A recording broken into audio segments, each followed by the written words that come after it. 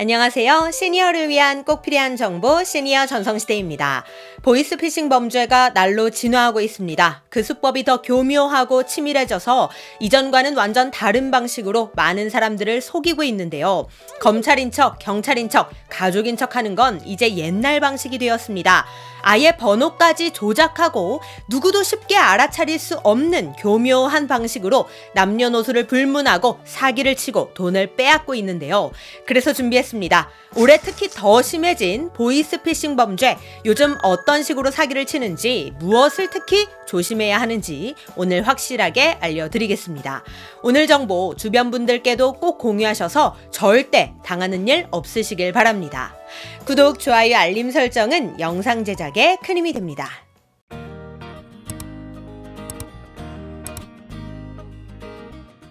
요새는 문단속보다 휴대폰 단속을 잘해야 합니다. 자칫 범죄의 타깃이 되어 보이스피싱 전화를 받았다가는 제 아무리 똑똑한 사람도 쉽게 당할 수 있는 세상이 되었거든요.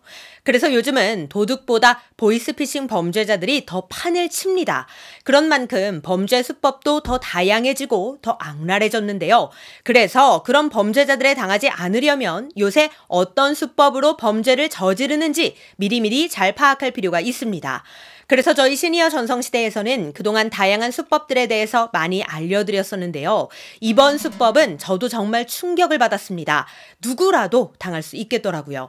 그래서 우리 시니어님들께 빠르게 전달해드리고자 준비했으니 오늘 내용 끝까지 놓치지 않으시길 바랍니다.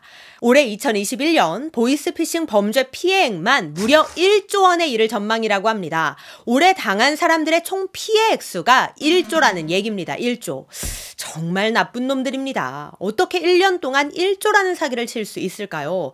그런데 어떤 사람들은 또 이런 이야기를 합니다. 아유, 얼마나 순진하고 바보 같으면 그런 걸 당하냐? 그런데 이제 수법이 너무 교묘해져서 누구라도 당할 수 있다는 걸 알아야 합니다. 옛날에야 이 목소리를 들어보면 이 말투가 좀 이상해서 알아차릴 수 있었다면 이제는 그런 방식의 보이스피싱이 아니라는 겁니다. 특히 요즘은 전화 가로채기 수법을 많이 쓰는데요. 쉽게 예를 들어 설명드리자면 이렇습니다. 전화나 카카오톡으로 접근을 해서 폰에 악성 앱을 깔도록 유도합니다. 그런 다음 그 핸드폰에 깔려있는 금융앱에 로그인을 해서 그대로 돈을 빼내는 수법인데요. 이때 피해자가 의심스러운 마음에 관련 기관에 확인 전화를 걸면 이 전화가 보이스피싱 범죄 단체로 가게끔 휴대폰 통화까지 조작을 해서 기관을 사칭해 피해자를 안심시키는 이런 치밀한 수법을 사용하고 있습니다.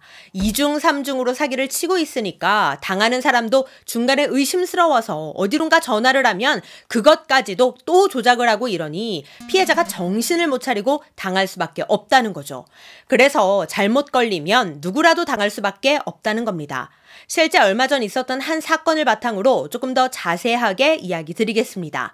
보이스피싱 범죄자가 접근한 방식은 바로 저금리 대출 갈아타기인데요. 고금리 대출을 이용하고 있는 사람에게 저금리 대출로 갈아탈 수 있게 해주겠다며 접근을 합니다. 보통 요즘 서민대출 관련 문자로 접근을 하죠. 그러고 난 뒤 연락이 닿으면 은행 직원인 척 사칭을 하고 피해자의 휴대폰으로 앱 설치 파일을 보냅니다. 그리고 대출을 받으려면 은행 앱부터 깔아야 한다고 꼬시는 거죠. 그런데 이 앱을 조심해야 합니다. 지금부터 잘 들으셔야 합니다.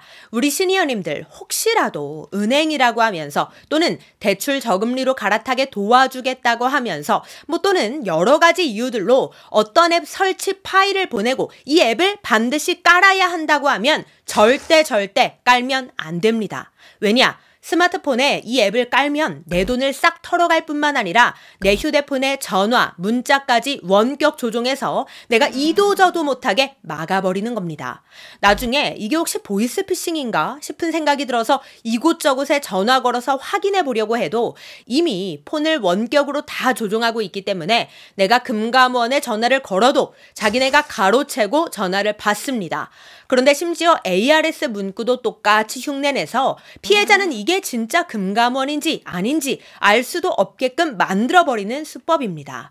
이런 건 어떻게 가능할까요? 바로 악성 앱을 설치할 때 각종 음성 파일들도 함께 설치시키는 건데 이 파일들에는 ARS 음성들이 들어 있습니다. 그래서 내가 전화를 걸면 이 ARS 음성 파일들이 재생되도록 하는 거예요.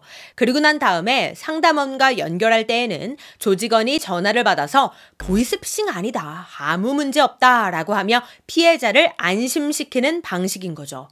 어떠신가요? 정말 교묘하고 치밀합니다. 특히 이런 범죄가 대출 빙자형으로 많이 나타나는데요. 2020년 보이스피싱 유형별 피해 현황을 살펴보면 대출 빙자형이 1,067억 원으로 가장 높았습니다. 돈 때문에 허덕이는 서민들을 2번 죽이는 범죄라고 볼 수 있습니다. 또한 대부분의 대출 피싱 메시지를 살펴보면 정부 지원 대출에 선정됐다는 문구로 시작되는데요. 심지어 1금융권이라고 하면서 안심시킵니다. 동시에 신청 기한이 짧은 것도 또 하나의 특징인데요. 기한이 짧으면 사람 마음이 급해지고 조급해지면 이성을 잃게 될 가능성이 높으니까 일부러 기간이 얼마 안 남았다고 하면서 대출을 신청하게끔 꼬시는 겁니다. 금감원에서 발표한 대출 관련 피싱 문자의 특징은 이렇습니다. 대출 승인 대상자로 선정됐다는 문자를 보내거나 금융사를 사칭해 정부 정책자금 지원을 해주겠다는 문자를 보냅니다. 이런 문자를 불특정 다수에게 다량으로 보내는 건데 보통 휴일 없이 24시간 상담이 가능한 게 특징입니다. 이런 정보들로 돈이 필요한 사람들을 유도한 다음 은행 앱을 설치하라고 설치 파일을 보냅니다. 그런데 이 앱을 설치하는 순간 내 폰에 있는 모든 기능이 다 원격으로 조종되고 내 폰에 있는 정보가 털리면서 내 은행에 있는 돈은 물론이고 통화 문자 기능까지 원격으로 조종해서 아무것도 못하게 만들어버리는 수법입니다. 자, 그렇다면 이런 수법에 걸린 경우 어떻게 해야 할까요? 일단 가장 먼저 해야 할 건 돈을 보낸 상황이라면 은행에 즉시 지급정지 신청부터 해야 합니다. 요즘 은행에서 100만 원 이상 송금하면 30분이 지나야 인출이 되는 지연 인출 제도가 시행되고 있는데요. 즉 30분 이내로 신고만 하면 피해를 막을 수 있습니다. 그런데 여기서 기억해야 할 것, 폰에 보이스피싱 일당이 보낸 악성 앱이 설치된 경우라면 내가 은행에 전화 연결하려고 해도 일당들이 조작하고 가로챕니다. 즉 제대로 은행에 전화조차 걸 수 없습니다. 그러니까 악성 앱을 설치한 이후라면 반드시 다른 사람의 전화로 은행에 전화해야 합니다. 이거 꼭 기억하세요. 내 폰에 악성 앱이 설치된 상황이라면 내 문자와 통화 모두 조작되고 있는 상황입니다. 그러니 반드시 다른 사람 전화를 통해 은행과 관련 기관에 전화해서 인출을 막고 신고를 하셔야 합니다. 심지어 이 범죄자들이 통화 기록과 통화 녹음 내역까지 싹 지워버린다고 합니다. 그만큼 치밀하게 범죄를 실행하고 있으니 항상 이 점 유의하셔서 주의해 주시기 바라겠습니다. 네, 오늘은 날로 진화하는 보이스피싱 범죄 수법에 대해 알려드렸는데요. 우리 시니어님들께서는 절대 이런 일 당하지 않으시길 바라겠습니다. 오늘 내용 도움이 되셨다면 구독, 좋아요, 알림 설정 부탁드리고요. 저는 다음에 더 좋은 정보로 다시 찾아뵙겠습니다. 감사합니다.